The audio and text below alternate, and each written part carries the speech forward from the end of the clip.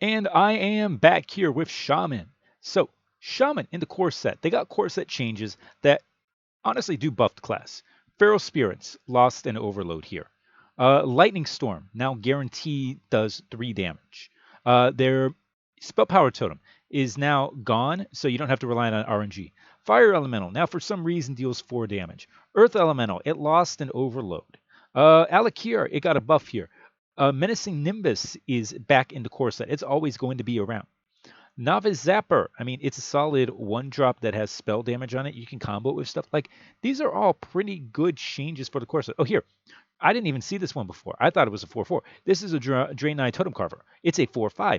It's a Yeti, and it gets buffs for each totem that you have. I mean, these are all really strong changes that mask the fact that Shaman kind of lost its win condition, and that's its ability to take its small stuff and make it into threats.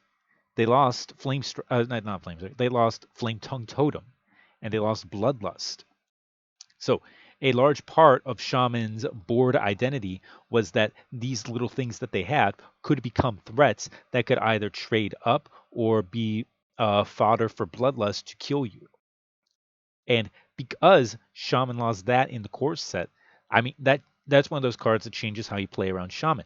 That changes how you play around totems. I mean, there's not really there really aren't that many punishes for leaving totems up anymore.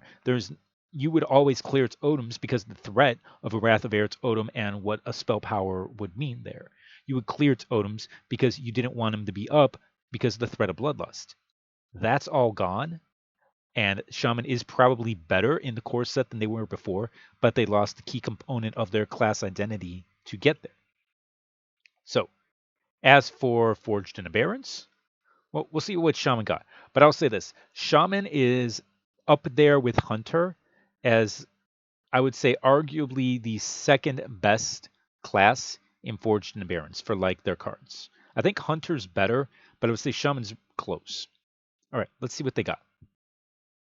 All right, Spawn Pool Forager, 1 mana, 1/2, Death Rattle, summon a 1/1 Tiny Fin. Murloc Synergy is a thing. Like the Dire Muck Tiny Fin is angry Tiny Fin, scary Tiny Fin. Oh, it's eating a baby fish. It's so cute.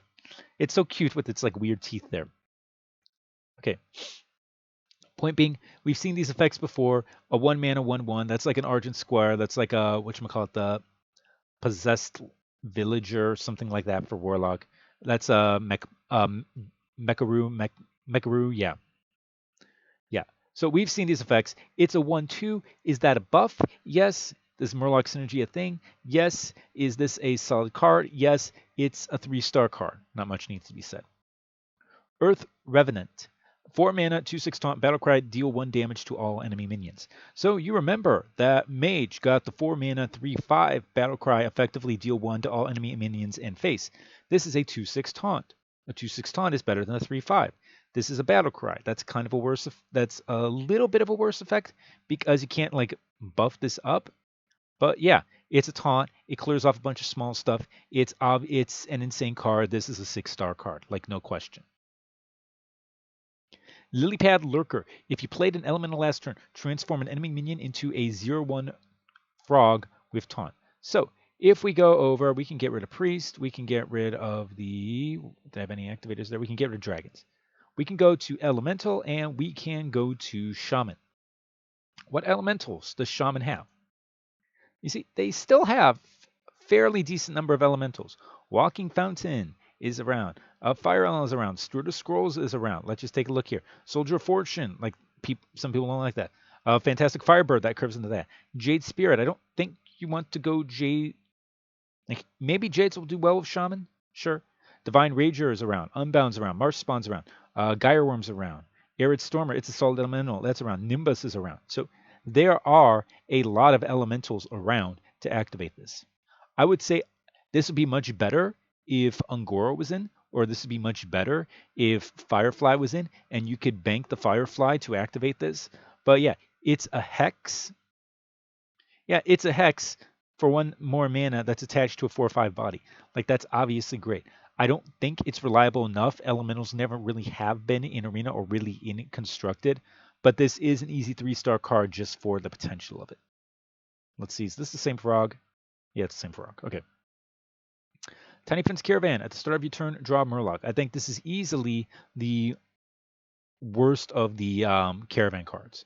Because number one, you draw a Murloc. So number one, you draw the card, which means you still have to play the card.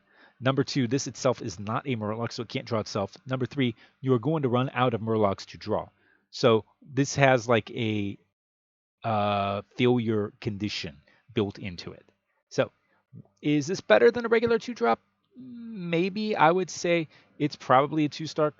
I would say that's a 2-star card. I just maybe sorry. I would say it's a 1-star card, maybe a 2-star card.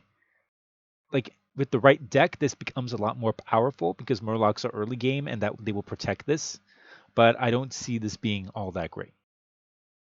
Arid Swarmer, Elemental. If you played an Elemental last turn, gain Rush and Wind Fury. So there's the 1 mana 1/2 Elemental that the 1 mana 1/2 Elemental for the neutrals. That's okay in Shaman. There's Menacing Nimbus. There's the Custodian because Jade Claws are back, so you will want to draft the Custodian for that. So there's a decent number of there's like I think 3 or 4 elementals that will actually trigger this. If we go back over here, like elementals that will trigger this. Arcane Elemental on the coin, sure. Kindling Elemental with or without the coin. Arcane Servant, Cage Match Custodian. That won't trigger it, I think. You're not going to draft Menacing Reservoir. Nimbus will trigger it. Rock Rager, probably. You're not going to draft that. So yeah, there are cards that will trigger this, and this will go down. And in the mid game, having Rush and Wind Fury to clear up 2 things, that's actually pretty good. So where do I think this card is? I think this card probably is 2-star card. Like it's okay. If you can get buffs on it, it's fine. I don't know how reliable it's going to be, but it's fine by itself, and it's fine if you get the synergy. South Coast Chieftain. If you control another Murloc, deal 2 damage. So you play the Spum Pool on 1. You play this, and you got 2 mana 3/2 that deals 2 damage. Obviously, really powerful. So it's a 2 mana, and you're going to get Murlocs. You're going to draft Murlocs. So this is a perfectly fine card. This is a card that you would want. This is a 3-star card. Like this kind of makes Murlocs work for Shaman for Arena. Okay, Firemancer Fleurgal. After you play a Murloc, deal 1 damage to all enemies. So obviously a really strong effect, but you need Murlocs in hand to play. And like it's one thing to get synergy, it's another thing to have like all the synergy ready for like a big burst turn. So I don't think in Arena this is gonna be that great. I would still say that it's a 3-star card. Like if you compare this to the whatchamacallit, to the South Coast Chieftain, I would say that this is a really it's a better one. It's better than the South Coast Chieftain, obviously by itself.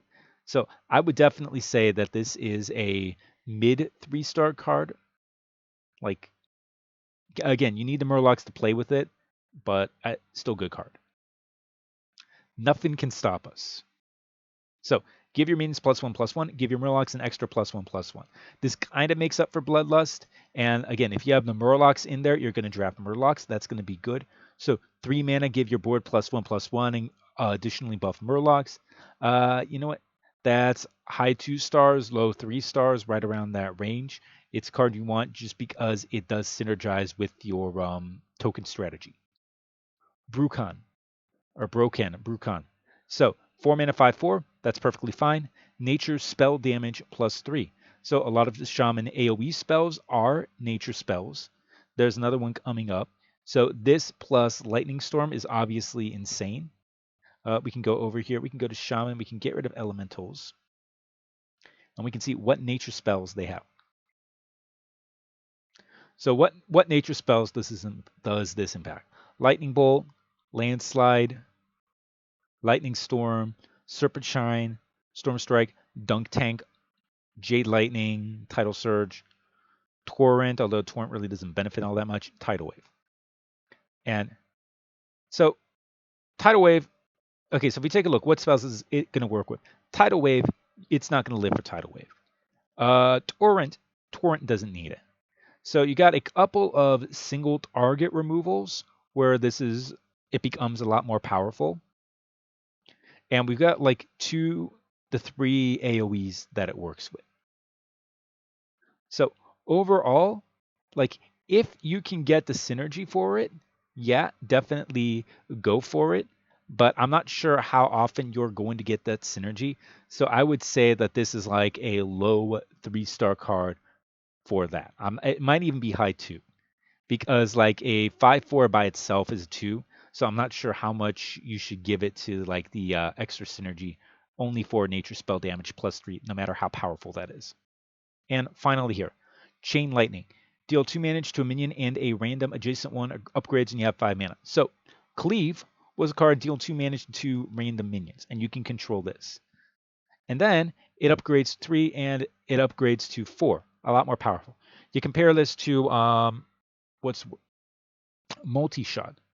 Multi-Shot would do this to 3 damage to 2 things for 2 random things. This is controllable. So like obviously this is a really powerful card. Obviously like this is a 4-star card. This is a lot better than Cleave. This is a lot better than Multi-Shot. It's a lot better than those things because you can control it and because you do have ways to activate it and upgrade it in the mid game and late game. So there, that is Shaman. So as a Shaman, really powerful cards like the Murlocs are really good and they're going to be annoying. The Elementals, like they're not as reliable, but when they go off, they're going to be super annoying. The Revenant here is just busted on itself by itself. The Chain Lightning is really good. Nothing can stop us. That's good for a Zerg style.